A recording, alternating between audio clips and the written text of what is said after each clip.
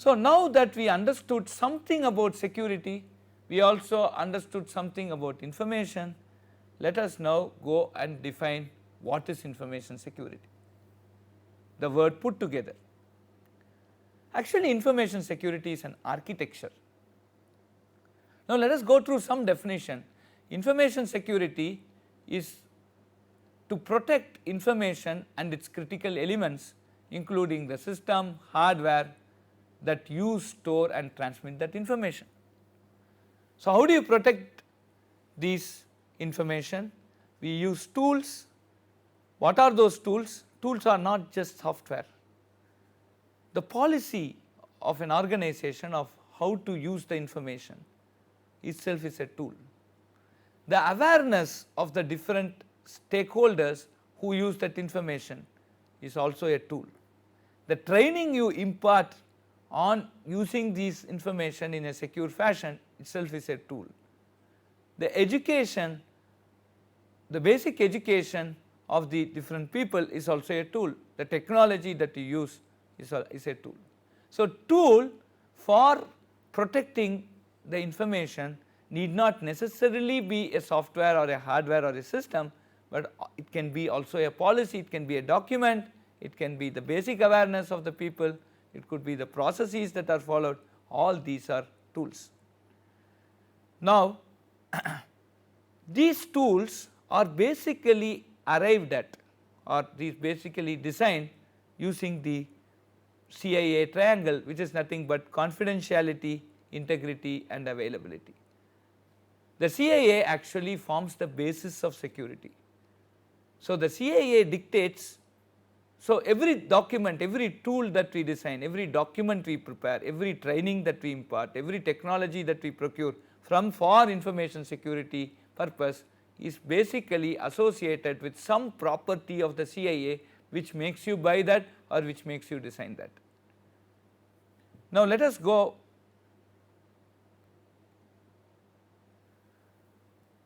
so the information security, as we have perceived in the previous slide, is nothing but an architecture. It is an integrated, what is an architecture? Architecture is actually an integrated combination of several things that makes an architecture. Now, in the case of information security, it is an architecture which is an integrated combination of appliances, systems, solutions, software, alarms and vulnerability scans, all of them working together, and it is monitored 24/7. But it does not stop there. The architecture also includes people, processes, technologies, policies and procedures. So, the security that we are talking of is just not implied only for the appliances or the hardware and the software, it is also applied for the people, the processes that are followed and the technology. So, to sum up, we understood what is information, we had some notion of what is information, what is security. Now, we merged these two terms and called it information security, and now we have a sort of a reasonable definition for information security. Now, let us go forward and talk a bit more on this. Now, what are the goals of information security? We have just seen it is CIA, confidentiality, integrity and availability. Now, let us go and define these goals. What is confidentiality? Keeping secrets secret. I have a secret and I want to maintain, I want to store it in a place where it will be kept as a secret. What is integrity? We have already seen that the data, the way it is stored, the way it is transmitted dictates what is integrity. So, integrity itself now gives us more processes that need to be followed for us to go and certify, okay, that integrity is being satisfied here. So, at least there are two important steps here, authentication and authorization. So, identification, authentication and authorization. There are three steps involved in maintaining the integrity of data. First, somebody wants to use the data. Who is that person? That is the identity. So when you log in to your web server, to your mail server, what is the data? The mails are the data, and the mails that you want to access, the mails that have come for you alone should be shown to you, and that is the integrity. And nobody should see that data, nobody should have manipulated, nobody should have deleted that mail, nobody should have logged in and sent a mail on your behalf. So these are all integrity issues. Now how do we first identify yourself? We use a username and that identifies. Then there is an authentication. How does a mail server authenticate you? You use a password. The moment this authentication happens, then in the mail server there will be n number of mailboxes. For example, Gmail will have millions of mailboxes. You are not authorized, you have been identified as by your username, you have been authorized, you have been authenticated to enter the system by the password. After that, now you are authorized to go and touch only your mailbox. You can't go and access anybody's mailbox. So there is a very simple understanding of what means to have an integrity on the data stored. You need to have these three processes, namely identification, authentication and authorization. So the digital rights management is what this is a very simple way by which one can explain you the digital rights management. There is a digital data which is my email, and I have a right on that particular digital data, and different people have different rights on different parts of the data, and the management of these rights by assigning which user is authorized to use which part of the data comprises digital rights management, and this is a simple way of doing this. Now we talk of availability. Availability is when I need that, when an authorized user needs data, it should be made available. So what does it mean? That there should be no disruption to the service provided by the system, because if I do not get the data at some point of time, that then there is a security. If the data is very crucial for me and I do not get the data, then the system is not so secure. So confidentiality, integrity and availability, these are all simple definitions of this CIA, and all of these above we should try and maintain confidentiality, we should try and maintain integrity, we should try and maintain availability in the presence of a very intelligent adversary, and that should be our assumption. We should prepare ourselves for the worst. So this is one, when somebody designs a secure system, one of the important things, one of the important line that he or she should keep in mind is, if something bad is probable, it must be assumed to happen always. This sort of an attitude should be developed when somebody conceives of a secure system, somebody tries to make a tool for the secure system, when somebody tries to make a policy for the secure system. This information security make this very paranoidical, sounds paranoid, but this is a truth, that you make this assumption, if something bad is probable, then it must be assumed to happen always. So why do we need this information security? We have understood what is information, we have also understood what is information security. Now we should talk of, before going to understand why do we need information security, now we should talk of people who are going to enforce this information security. Now information is basically data. When it is processed, it becomes information. Now for this data, there is a owner, there is a custodian and there is a user. For example, if you take a bank, the management, the board of the bank is the management of that bank, is the owner of the, say, the core banking. The custodian is the system integrator who actually manages this data along with a part of the information technology team of the bank. And the user is the employees who manipulate this data, who works with this data, and also the customers who also use this data and who goes and changes this data through the internet banking and alternate channels. So there are three people involved when you look at data: who owns the data, who is the custodian of the data, and who uses this data, and these three are very distinct. The data owner is the person who is responsible to say who can use this data, who is authorized to touch which part of the data, what is the hierarchy, what is the access rights. Essentially, the digital rights management is enforced by the owner. Then there is a custodian to whom these principles are told, this entire policy is told. So the data owner makes the policy, and these policies are told to the custodians. The custodians implement these policies and prove to the data owner that these policies are indeed implemented.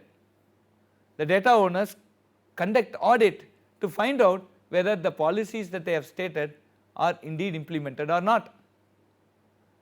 The custodians also look at regular backups. Why backups are important? Why are we talking about backups here? Because availability is an issue there. The custodians also look at integrity. So they are responsible for designing hardware and software such that the data is stored in an integral fashion. The integrity of data is ensured by the custodian, and of course the confidentiality of the data is also ensured by the custodian by making provisions for hardware and software which can get us this confidentiality. For example, we use a trusted network to transmit data. We use an encryption to store the data. These are all ways by which I go and get confidentiality, integrity, and availability. And of course the data user are the users who use these data, and there is also a security associated with the user. For example, to a bank customer we give a password on the internet. He is not supposed to announce that password. He is not supposed to write that password. We have started for the information in some of the previous slide.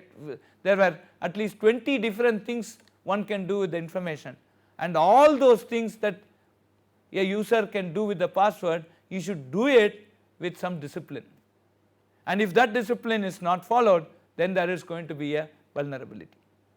So the people who are ultimately, it is the people who are going to enforce these information security policies, and they are going to be the data owners, they are going to be the data custodians, and they are the data users, and everybody has a responsibility in ensuring information security in a system.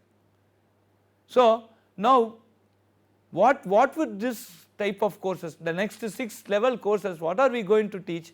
We are going to teach what is the implication of information security on the data owner, what is the implication of information security on the data custodian, and what is the information security implications on the data user. If you understand all these three things properly, then developing a architecture for enforcing this information security is going to be very easy. So understanding of this forms the crucial part of this course, and that is what we will be doing. Now what are the components of an information system?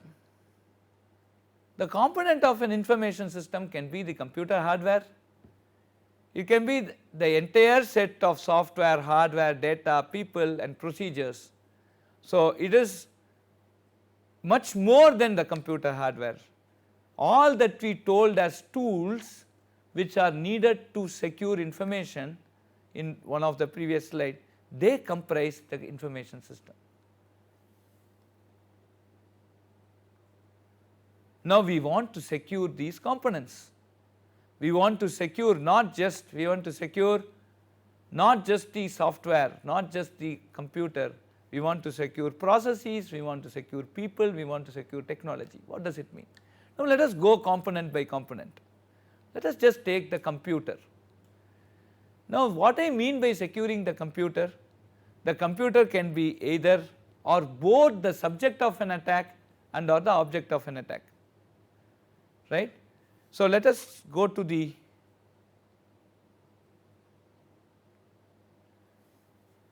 this is an important thing. So here the computer is actually a subject of an attack and another computer is an object of an attack. So an hacker sits at a remote system, he goes through the internet and he goes to a server and he steals some information back through the internet. So there are two computers involved here. One computer is where the hacker is working, another computer which is an object of this attack. The source is this computer where the hacker is working, the object is another computer where the data is stored, and he uses say an internet connection to steal this information. Now in a multi-user system like a single server, two people can log in and one can log in and steal the information of the other. So a single computer can also be an object or of an attack, it can also be a subject of an attack, right. So so how do we secure computer? It is not that when I want to say so why I am just projecting this slide is that when I want to secure a component, it is not always that I am trying to secure it from an external object or external subject. I am also, it may be that I need to secure these components from within the system itself.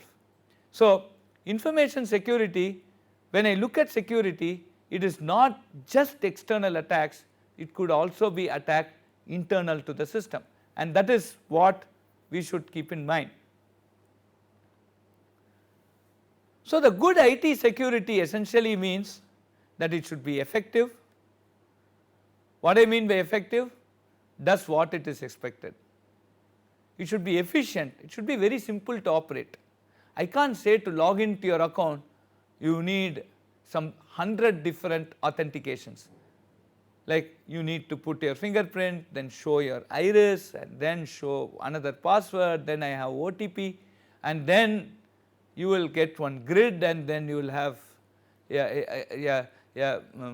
screen, a keyboard on your screen, and then that is all, nobody will use your bank account. So your thing should be simple to operate and it should be economical. Like I will give you a security, I will give you a device by which we will ensure your security, but that disk would be 100,000 rupees. I will give you a USB dongle. If you put it on your computer, then all the transactions with my bank is going to be secure, but the dongle will cost you 1 lakh, nobody will come to you. So it should be economical and it should be accepted, rather it should not be unobtrusive, it should be unobtrusive in sense your customers should accept this as okay, I need this, why are you paying me, why are you giving all this. So that should not be a reaction for a secure thing. So I go and say I am doing it for your security, the customer should readily accept, oh there is something. And please understand, nothing is ever 100% secure, because still we have not understood how somebody can come and steal the information. If we have understood all the ways by which somebody could steal information, if we have understood that, then we know how to secure. But till today we do not know, every day a new type of hack comes, and so we really do not know how the information could be secure. So nothing is ever 100% secure, and that should be something that should all the three, the data owner, the data custodian and the data user must realize that nothing is 100% secure, and that disclaimer should be always there in their mind. So one of the important thing that people look at is to how to balance this security versus access, right. I want to allow people to access, but I want to put a security to monitor that access. The more the security I put, more difficult would be for somebody to access. Less the security I put, it becomes easy for somebody to access.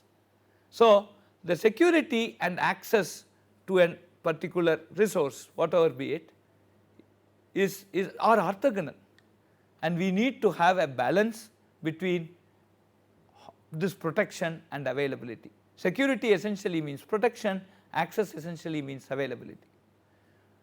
So, one of the very important decisions that make, or one of the important constituent of a information technology policy, IT policy of a company, or IS policy, information security policy of a company or an organization, is how do you balance security versus access. So, this is a very nice slide from the book. The chief information security officer says, I need lot of encryption because his head is going to roll if some information is lost. But on the other hand, user says, I can't keep changing password regularly and I want very fast response. If I start putting more and more access control, the response becomes slower. So, the user is always looking at availability and quick response, and he wants to finish the transaction fast. But on the other hand, the CISO, the information security officer, wants to put as many secure control as possible, access control as possible, so that the data is not lost. So, arriving at a balance between security and access is a very complex thing, and that forms the basis of many information security policies, that forms the challenge of many information security policies. So, to finish this section on the definition of information security, this is all that we want. We want the 7 I's for the 5. What are those 7 I's? Efficiency, confidentiality, integrity, availability, reliability, compliance, effectiveness. You see an I in each of these 7 things, and we need to ensure all these 7 I's for each one of these 5, namely application, technology, facilities, data, people.